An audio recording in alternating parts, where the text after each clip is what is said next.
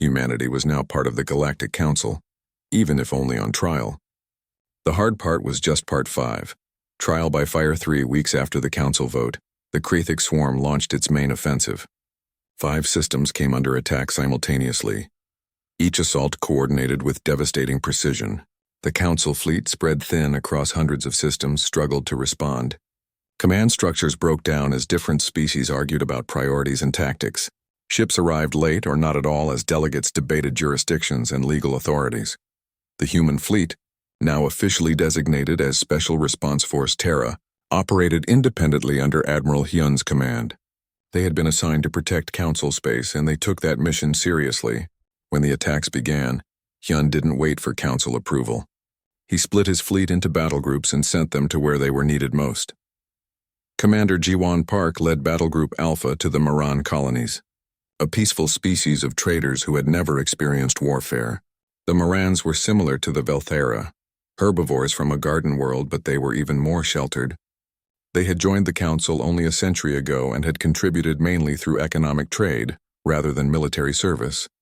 When Jiwon's destroyers entered the Maran system, they found chaos. Krethik bioships were landing on the planet's surface, and the local defense force was collapsing.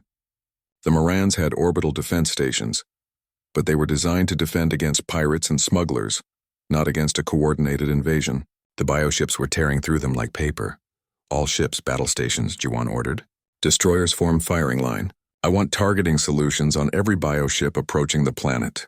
Prepare for orbital bombardment. Lieutenant Kwan, her tactical officer, hesitated. Commander, there are cities near those landing zones. Orbital strikes could cause significant collateral damage. Jiwon's expression hardened. The swarm is already in those cities. If we don't stop them now, there won't be any cities left. Fire on my mark.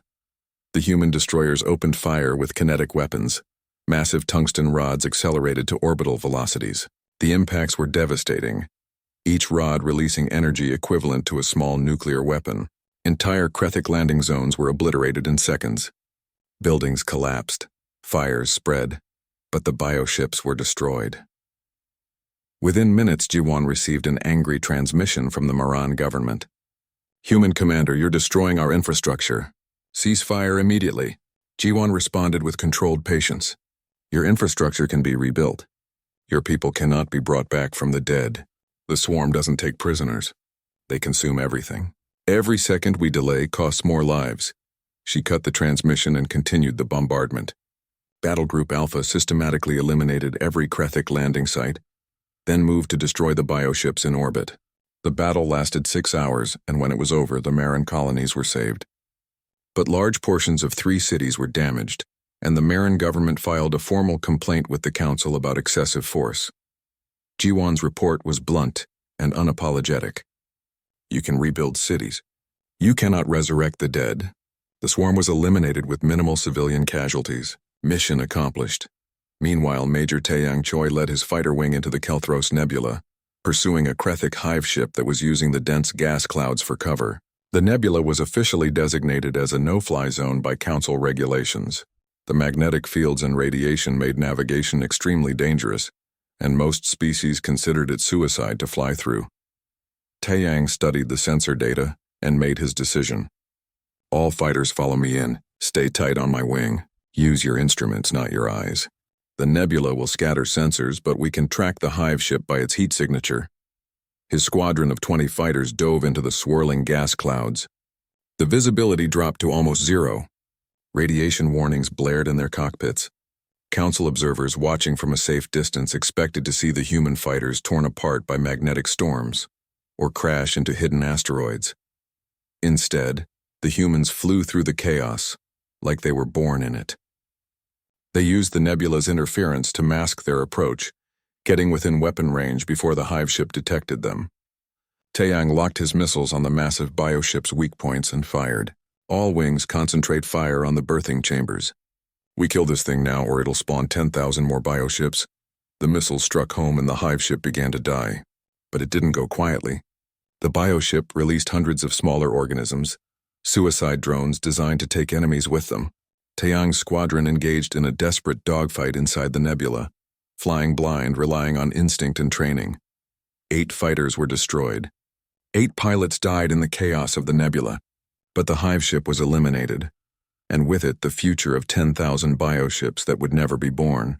When Taiyang's survivors emerged from the nebula, battered and exhausted, the council observers were stunned. The tactical report noted that human casualties were unacceptably high. Taiyang's response was simple: 8 lives for 10 billion saved. That's a trade we make every time. The turning point came at Theron's Gate, a critical junction where multiple hyperspace lanes converged.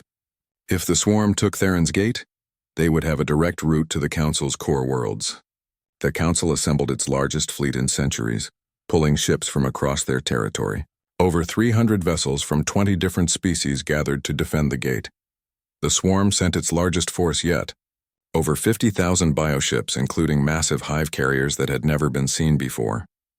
These carriers were the size of moons, capable of spawning hundreds of thousands of bioships over time. If they broke through, the war would be lost. The Council appointed a joint command structure, a committee of 7 admirals from different species. Each admiral had veto power over major tactical decisions, a system designed to ensure cooperation and prevent any single species from dominating. On paper, it looked fair and democratic. In practice, it was a disaster. Engineering specialist Hana Kwan worked frantically aboard the UED's Indomitable, trying to help integrate human weapons into Council ships.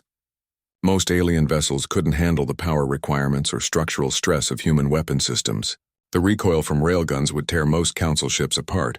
The heat from human reactors would overwhelm their cooling systems. But Hana was creative. She designed modular missile pods that could be attached to Council ships without requiring major modifications. The pods contained human-designed missiles, which gave the alien ships much more offensive capability. It wasn't perfect, but it was better than nothing.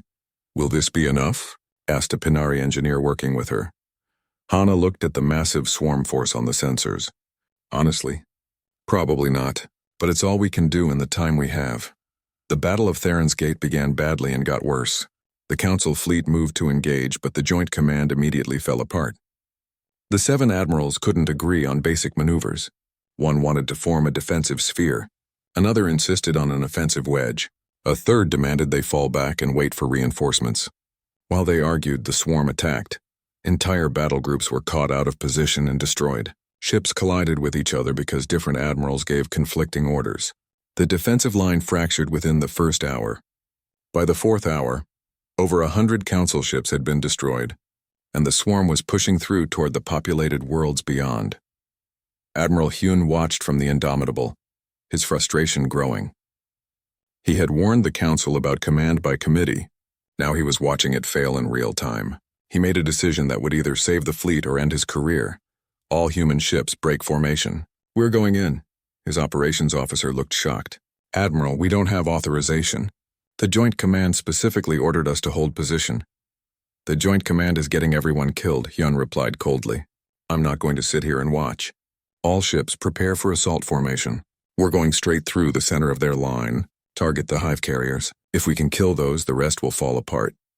The human fleet, 40 ships strong, accelerated directly into the heart of the swarm armada. It was suicide by any rational calculation.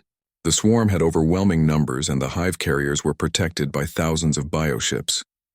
But Admiral Hyun was betting on one thing: that human ships could take more punishment and dish out more destruction than anything the swarm had faced before. The UEDS Indomitable led the charge, its shields glowing white-hot as it absorbed acid fire from hundreds of bioships.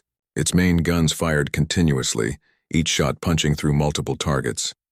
The dreadnought was built like a fortress with armor meters thick and redundant systems throughout. It could lose half its structure and still keep fighting. Behind the Indomitable, the human destroyers and carriers followed, forming a spearhead that drove deep into the swarm formation. They took horrific damage. Ships lost sections to acid fire, exposing interior compartments to space. Crews worked in sealed suits making repairs while under fire, keeping weapons online through sheer determination. Pilot Officer Jinho Seo volunteered for the final strike. His squadron carried experimental fusion warheads, powerful enough to destroy a hive carrier but requiring them to penetrate deep into. Part 4. The Council's Fear. The Galactic Council met in the Great Station of Concordia, a massive structure orbiting a blue giant star. The chamber was ancient, built thousands of years ago when the council first formed. Representatives from 47 species sat in their designated sections, each area designed for their specific biological needs. The Anthari breathed methane, the Pinari required water tanks, the Bortian needed high-gravity fields. The chamber was a testament to cooperation and diversity. Today, that cooperation was breaking down.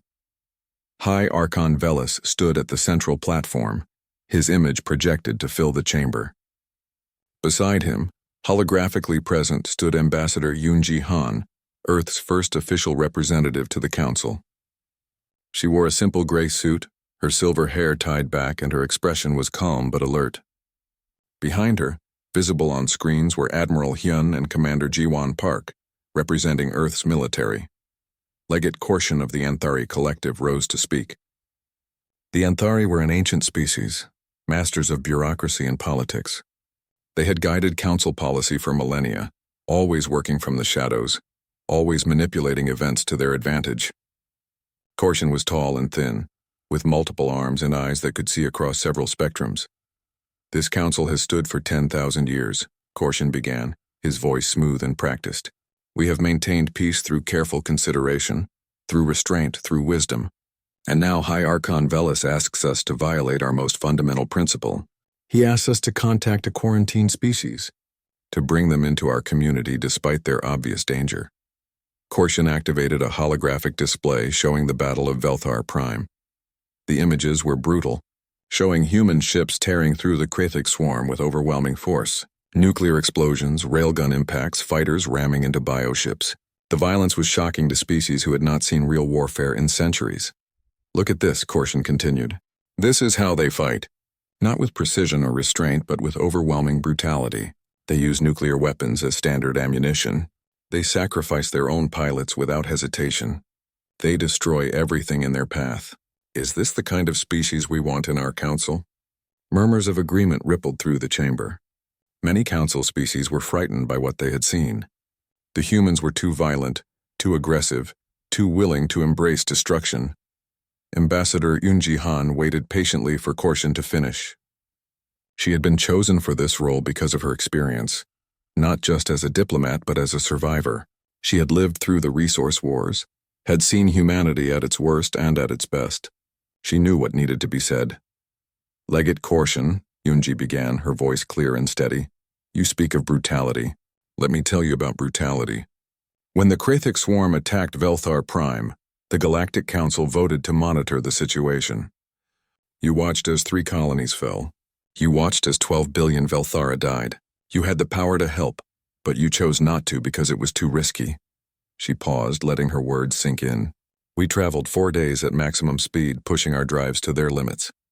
Our crews slept in shifts. Our engineers worked around the clock to keep the ships running.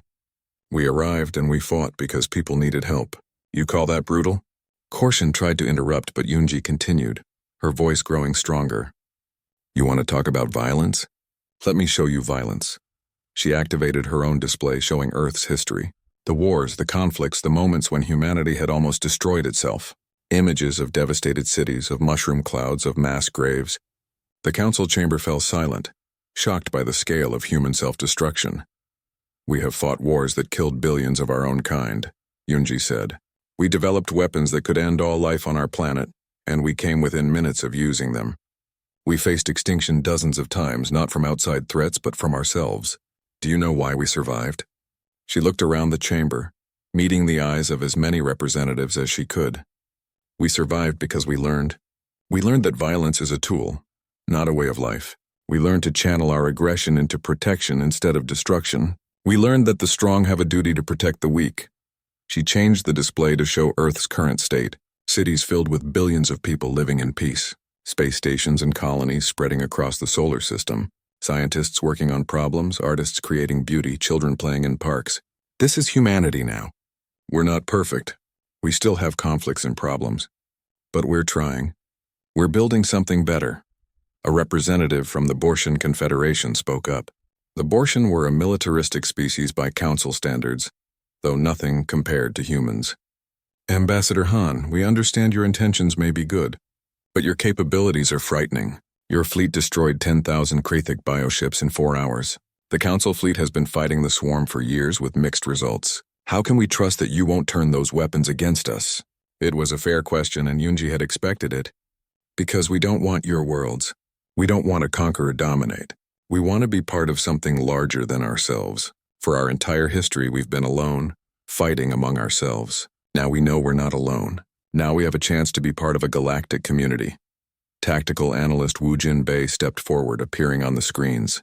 He was younger than Eunji, barely 30, but he was brilliant. He had analyzed decades of Council data, looking for patterns and threats. What he had found was disturbing. Honored Council members, Wu Jin began, I need to show you something. With respect to High Archon Velis, the Krathic attack on Velthar Prime was not random. He displayed a map of Council space, showing the locations of Krathic attacks over the past decade. 6 species had been attacked, and the pattern was clear. The attacks were moving steadily toward the Council's core worlds, testing defenses, probing for weaknesses. The Krathic swarm is not a mindless threat, Wu Jin explained. They're intelligent, coordinated, and they're planning something big. The attack on Velthar Prime was a test. They wanted to see how the Council would respond. And what they learned is that the Council won't respond. You'll debate and discuss while species die. The chamber erupted in angry voices. Representatives shouted denials, demanded proof, accused the humans of fear-mongering. But Wu Jin calmly presented more data, showing the growth of Krathic forces, the patterns of their movements, the increasing sophistication of their attacks. Within 2 years, Wu Jin concluded, the Krathic will have the strength to attack Council core worlds. And based on your current military readiness, you'll lose. You need help, whether you want to admit it or not. Councillor Maresh of the Pinari Union rose from her water tank. The Pinari were philosophers, aquatic beings who spent their lives contemplating the nature of existence. They rarely spoke in council sessions, preferring to observe and reflect. When Maresh spoke, everyone listened. I have meditated on this question, Maresh said, her voice musical and strange through the translation system. The humans frighten us because they remind us of what we once were. All of our species have violent pasts. We evolved through competition and conflict. But we had millions of years to grow beyond it. The humans had only thousands of years, and they achieved what we achieved, just faster and more brutally. She paused, her alien features unreadable. Perhaps that is what frightens us most. Not that they are violent, but that they are efficient. They learned in millennia what took us eons. What else might they achieve with such speed? Maresh looked at Yunji directly. I propose a trial membership. Let humanity prove they can operate within council law. Give them a chance to show they are more than their weapons. If they succeed, grant full membership. If they fail, the quarantine resumes. The chamber buzzed with discussion. It was a compromise, a way forward that satisfied no one completely but was acceptable to most. Korshin tried to rally opposition, but even his allies could see the logic. The Krathic threat was real, and the humans had proven they could fight it. The vote was called. 30 species voted in favor, 12 against, 5 abstained. The motion passed. Admiral Hyun appeared on the screens, and his expression was carefully neutral. The United Earth Defense Force accepts the Council's offer of trial membership. We understand your concerns and respect your caution. However, I must insist on one condition. The chamber tensed. Humans making demands already? We will follow the Council's strategic goals, Hyun continued. We'll defend Council space and protect Council species. But tactical decisions in combat must remain with human commanders. We don't fight wars by committee. When the shooting starts, our officers need the authority to make instant decisions. Lives depend on it, Korshin objected immediately. Unacceptable. You're asking for unlimited military authority. I'm asking for the ability to do my job, Hyun replied firmly. You can set the overall strategy. You can tell us where to go and what to protect. But when we engage the enemy, let us fight the way we know how. Judge us by the results. It was another compromise. The Council would maintain strategic control, but humans would have tactical independence. After more debate, it passed with a narrow majority. As the session ended, Yunji felt exhausted but satisfied. They had done it. Part 3. The Deathworld Revelation. The Grand Hall of Velthar Prime was a masterpiece of architecture, with soaring crystal columns and walls that seemed to glow with soft light. Thousands of Velthara had gathered to see the aliens who had saved them. They whispered among themselves, curious and nervous, as High Archon Velis waited at the center of the hall. When the humans entered, the whispers stopped. Admiral Hyun led the delegation, with Commander Ji-won Park and Major Taeyang Choi flanking him. Behind them came Captain Dae-ho Kim, the fleet's chief xenobiologist, and translator Subin Lee. They wore their dress uniforms, dark blue with silver trim, and they moved with controlled precision. The Velthara stared. The humans were shorter than they expected, more compact and dense. Their eyes were positioned forward on their faces like predators, and their jaws seemed strong, built for tearing. Even standing still, the humans radiated an energy that made the Velthara uncomfortable. These beings looked ready for violence at any moment. High Archon Velis stepped forward, his luminescent skin brightening in a gesture of welcome. Admiral Hyun, Commander Park, on behalf of all Velthara, I thank you. You came when no one else would. You saved us when the Council abandoned us. We owe you a debt beyond measure. Admiral Hyun bowed slightly, a gesture of respect. We came because it was the right thing to do. No species should face extinction alone. We're glad we arrived in time. The formal ceremony continued, with speeches and presentations. The Velthara bestowed honors on the human commanders, medals made of crystallized light that glowed with different colors. Then came the banquet, and this was when the real culture shock began. The Velthara had prepared food according to the biological data the humans had transmitted. Fruits, vegetables, grains, nothing that would harm the humans. But when the food was served, the Velthara noticed something disturbing. The humans ate carefully, politely, but without enthusiasm. They had also brought their own supplies, sealed packages that they ate from occasionally. Translator Subin Lee noticed the Velthara's confusion. She was a civilian specialist, recruited for her language skills and diplomatic training. Forgive us. Your food is excellent, but our biology is different. We need more protein, more calories. Our bodies burn energy faster than yours. Counselor Thane leaned forward with curiosity. You mentioned your planet is called Earth. Tell us about your homeworld. What is it like? Captain Dae-ho Kim smiled and activated a holographic display. It might be easier to show you. The image appeared above the table, showing Earth from space. A blue and white sphere covered in clouds and oceans. It looked peaceful, beautiful. Then Dae-ho began showing surface images, and the Velthara's expressions changed to shock. A hurricane, a massive spiral of clouds, slamming into a coastline with winds that could tear apart buildings. An earthquake splitting the ground, collapsing entire cities in seconds. A volcanic eruption, throwing ash and fire into the sky. Tsunamis, tornadoes, floods, droughts. Earth was a world of constant catastrophe. This is normal? Asked Velis, his voice shaking. This happens regularly? Every year, Ji-won replied calmly. Hurricanes, earthquakes, volcanoes. Earth is what we call a tectonically active planet. The ground moves, the weather changes violently, and the climate can shift dramatically. We've adapted to it, Dae-ho continued, showing the animal life. Tigers, lions, bears, sharks, crocodiles. Predators at every level of the food chain. Snakes with venom that could kill in minutes. Insects that carried deadly diseases. Plants that were poisonous to touch. Earth's biodiversity was a nightmare by galactic standards, with millions of species locked in an endless arms race of evolution, each trying to kill and eat the others. And you evolved in this environment?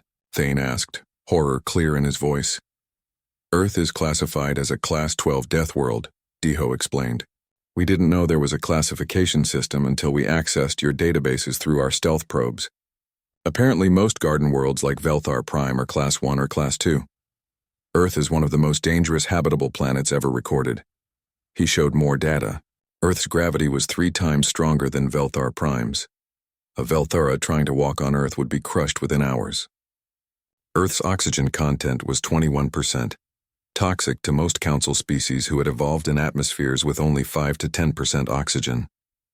Earth's temperature extremes ranged from frozen wastelands to baking deserts, and humans lived in all of them.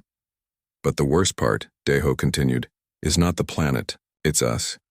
Humans are the apex predators of Earth. We evolved to hunt, to track, to kill. Our eyes give us binocular vision for judging distances. Our endurance lets us chase prey for days until it collapses from exhaustion. Our hands can make tools and weapons, and our brains let us plan, coordinate, and strategize. He paused, making sure they understood. We didn't reach the top of Earth's food chain by being peaceful. We got there by being the most dangerous thing on the planet. The hall fell silent. The Velthara were herbivores who had evolved on a world with almost no predators. They had never experienced the brutal reality of survival through violence. Their entire civilization was built on cooperation and harmony. The idea that a species could evolve through constant warfare with their own planet was almost incomprehensible. But you achieved peace, Velis said, grasping for something positive. Your ships work together. Your people cooperate. You're not savages. Admiral Hyun's expression became somber.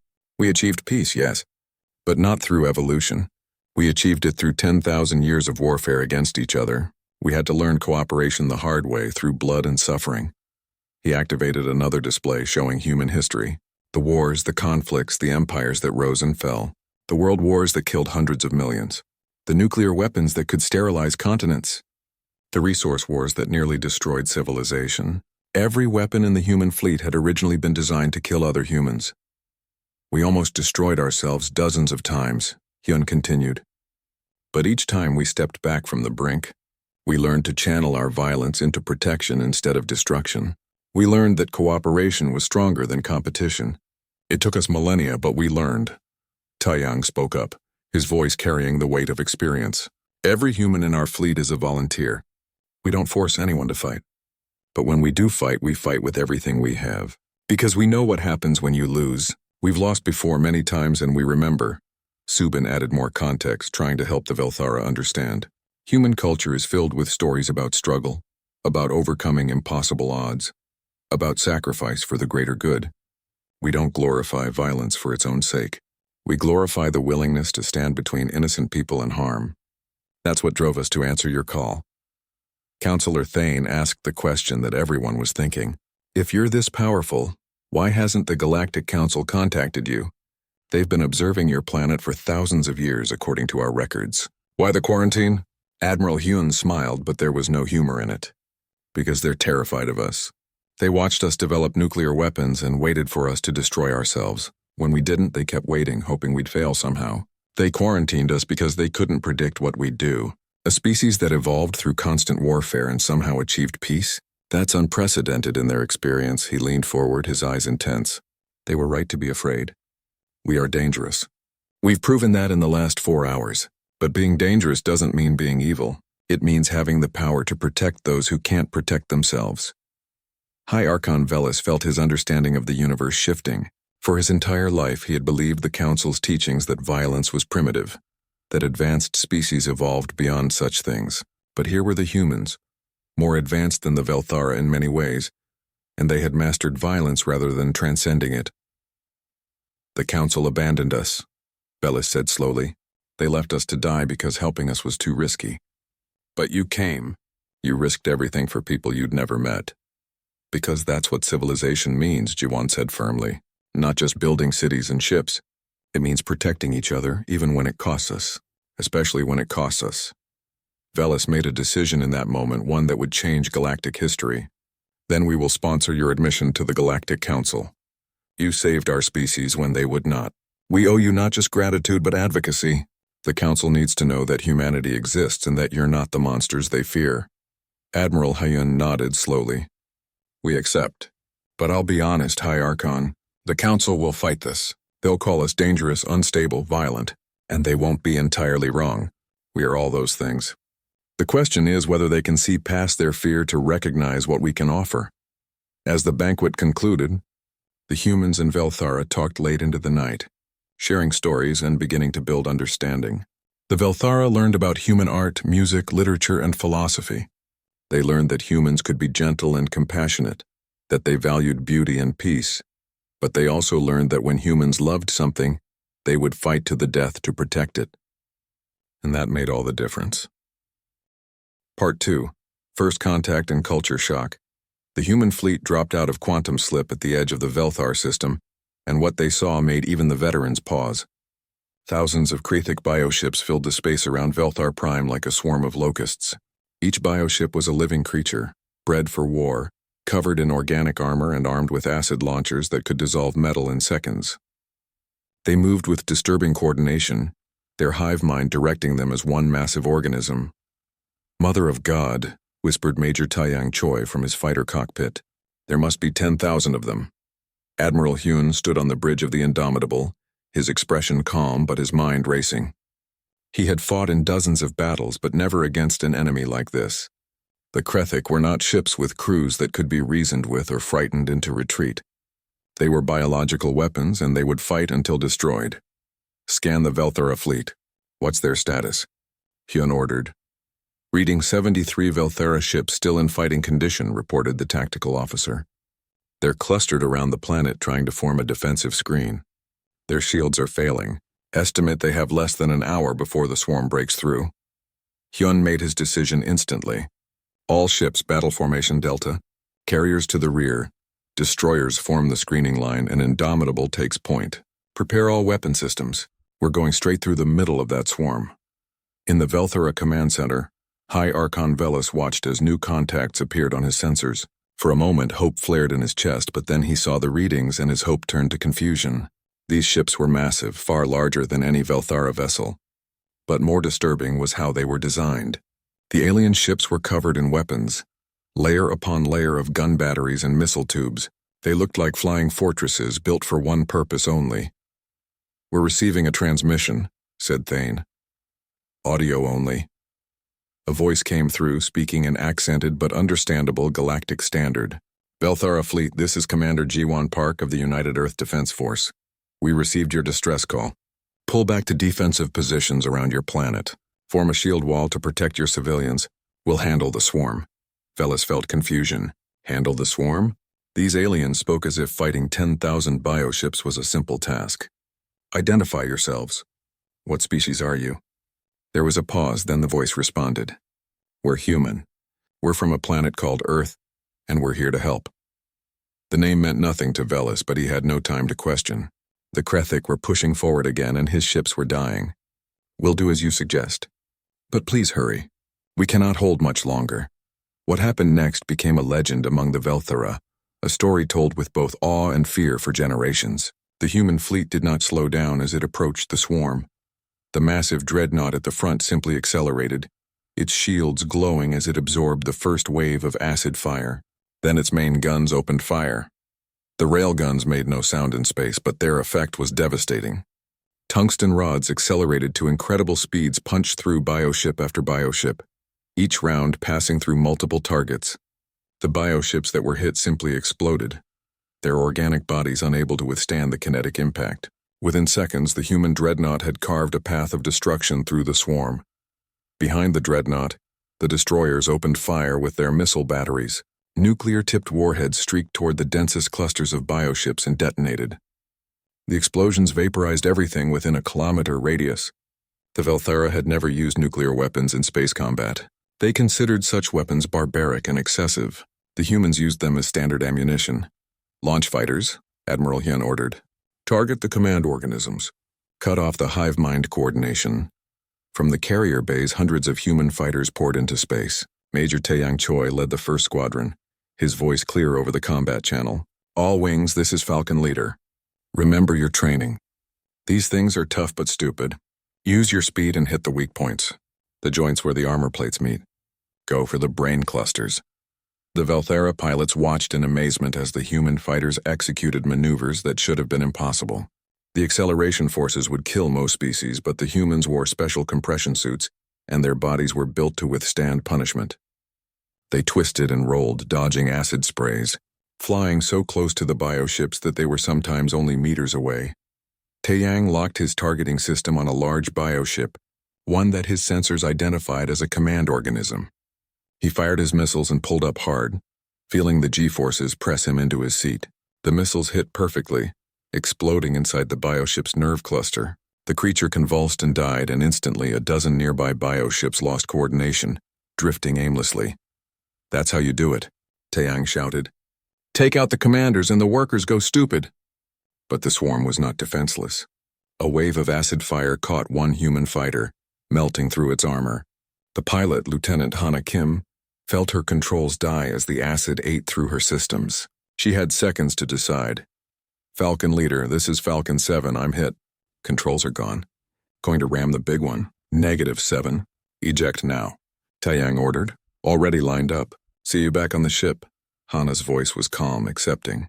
She aimed her dying fighter at another command organism and punched the afterburners. At the last second, she ejected, her pod shooting away as her fighter slammed into the bioship at full speed. The explosion took out the command organism and 3 others nearby. This was what shocked the Velthara most. The humans were willing to sacrifice themselves to use their own ships as weapons. They fought with a desperation and ferocity that seemed insane. Commander Ji-won Park watched the battle from the Indomitable's bridge, calling out targets and coordinating the fleet. She saw her people dying but never hesitated. This was war, and war meant sacrifice. Every human in the fleet understood this. They had volunteered for this mission knowing they might not return. "Admiral, the swarm is breaking apart," reported the tactical officer. "They're trying to scatter." "Don't let them," Hyun ordered coldly. "I want total elimination. No survivors to report back to the main swarm. If even one of these things escapes, it could lead more back here." The human fleet pursued relentlessly. The destroyers used their electromagnetic pulse weapons, technology the Velthara had never seen. The pulses disrupted the hive mind communication, leaving the bioships confused and vulnerable. The fighters hunted down every scattered bioship, destroying them one by one. 4 hours after the battle began, it was over. The space around Velthar Prime was filled with debris, the remains of thousands of bioships floating in the void. The human fleet had lost 3 fighters and suffered damage to 2 destroyers, but they had won a complete victory. High Archon Velis could barely believe it. His people had fought the swarm for months, losing billions. The humans had arrived and destroyed the entire threat in 4 hours. He had to meet these beings to understand what they were. "Human fleet, this is High Archon Velis. On behalf of the Velthara people, I thank you. You have saved our species from extinction. Please, will you come to the surface? We wish to meet you properly and express our gratitude." Admiral Haeyun looked at Commander Ji-won Park. She nodded. This was why they had come, not just to fight, but to make contact. "We accept your invitation, High Archon," Hyun replied. "Prepare to receive a delegation. We look forward to meeting you as well." As the human shuttle descended to Velthar Prime, Ji-won looked at the planet below. It was beautiful. A garden world with blue oceans and green continents. No harsh deserts, no violent storms, no dangerous predators. A paradise compared to Earth. "They grew up in heaven," she said quietly. "No wonder they didn't know how to fight. They never had to." Taeyang, sitting beside her, checked his sidearm out of habit. "And we grew up in hell. The question is, will they be grateful or terrified when they realize what we are?" Ji-won smiled grimly. "Probably both." The shuttle landed in the capital city and the humans stepped out into their first alien world. Part 1. The desperate signal. High Archon Velis stood in the command center of Velthar Prime, watching his world die. Through the massive viewing screens, he could see the Krethic bioships swarming like insects around his planet's orbital stations. Each station exploded in silent fury, one after another, as the acid-based weapons of the swarm ate through their shields. 3 colonies had already fallen. 12 billion Velthara were dead. Now the swarm had come for the homeworld. "How long until they reach the surface?" Velis asked, his voice steady despite the fear coursing through him. 6 hours, maybe less, replied his military advisor, Counselor Thane. The old warrior's luminescent skin had turned pale with stress. "Our fleet cannot hold them. We lost half our ships in the first engagement." Velis looked around the command center. His people were elegant beings, tall and graceful, with multiple sensory organs that allowed them to perceive the world in ways most species could not. They had evolved on a gentle world, where storms were rare and predators were almost unknown. For 3,000 years, the Velthara had lived in peace, exploring the stars and sharing knowledge with other civilized species. They had no concept of total war until the swarm arrived. "The Galactic Council?" Velis asked, though he already knew the answer. Thane's expression darkened. "They voted to monitor the situation. No military intervention. They say committing forces would be too risky." Velis felt rage building inside him. The Council had abandoned them. All those centuries of cooperation, of following their rules and paying their dues, meant nothing when death came calling. The Council species had grown soft in their safety, unwilling to risk themselves for others. "Then we used the Forbidden Array," Velis said quietly. The command center fell silent. Every Velthara present knew what that meant. The Forbidden Array was an ancient communication device, capable of broadcasting across all known space. It was forbidden because it would reach the quarantine zones, the regions where dangerous species lived. The Council had sealed off those areas thousands of years ago, declaring them too primitive and violent to contact. Archon, the Council will never forgive us, Thane warned. Broadcasting to the quarantine zones violates their most sacred law. Velis turned to face his advisor. The Council has left us to die. I no longer care about their laws. If there is any species out there willing to help us, I will take that chance. 20 minutes later, the forbidden array was activated. The message was simple and desperate. It contained the Velthara's location, the nature of the threat, and a plea for help. The signal burned across space, reaching systems that had not heard an alien voice in millennia. On Earth, in the outer colonies near Jupiter's moons, Commander Jiwan Park was overseeing routine patrol operations when the signal arrived. She was a veteran of the border wars, the conflicts that had erupted when humanity first established colonies beyond Mars. At 38, she had seen more combat than most admirals, and her instincts were sharp. "Commander, we're receiving an unknown transmission," said her communications officer. "It's not from any human source." Jiwan felt her heart rate increase. For decades, humanity had known they were not alone. Stealth probes had detected alien civilizations, vast empires that deliberately avoided contact with Earth. The Galactic Council had quarantined humanity, watching from afar, waiting to see if humans would destroy themselves before achieving faster-than-light travel. "Play it," Jiwan ordered. The message appeared on screen, translated by Earth's quantum computers. As Jiwan read it, her expression hardened. An entire civilization was being wiped out. Billions dead, requesting immediate military assistance. The Velthara were 3 weeks away at standard speed. "Get me Admiral Hyun," Jiwan said. "Priority 1. Within 30 minutes, the message had reached Earth's military command. Within an hour, Admiral Hyun had convened an emergency session with the Joint Chiefs.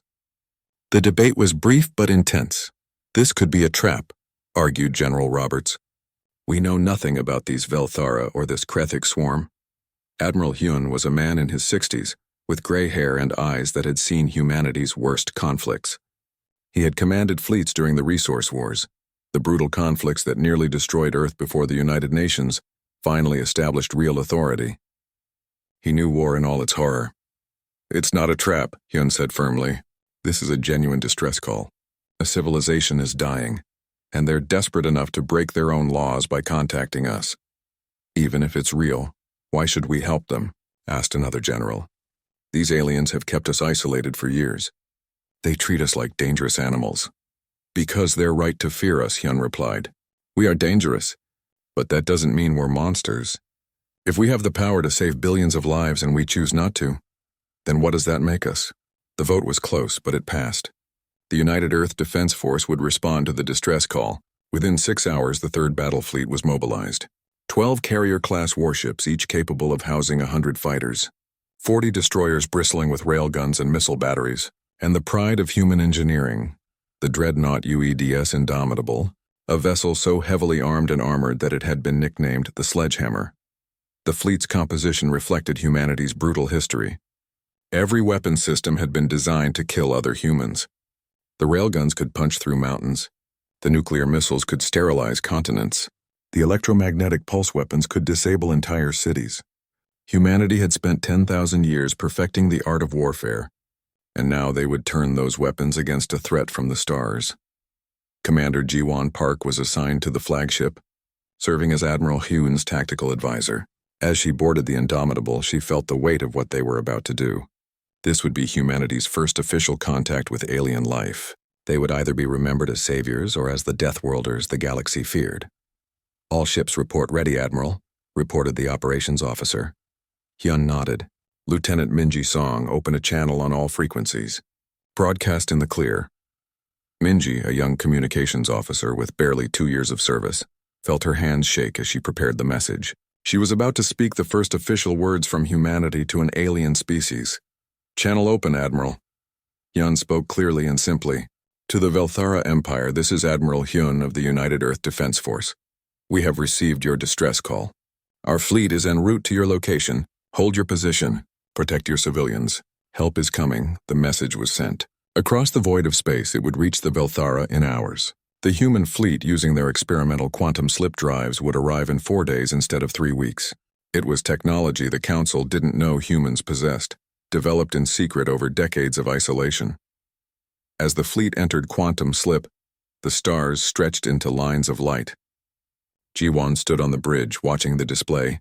She thought about the Velthara, a species she had never met fighting desperately to survive. She thought about the Krethic swarm, a threat unlike anything humanity had faced before. "Think they'll be grateful?" asked Major Taeyang Choi, the commander of the fighter squadrons. He was a cocky pilot with more confirmed kills than anyone in the fleet. Jiwon smiled grimly. "I think they'll be terrified.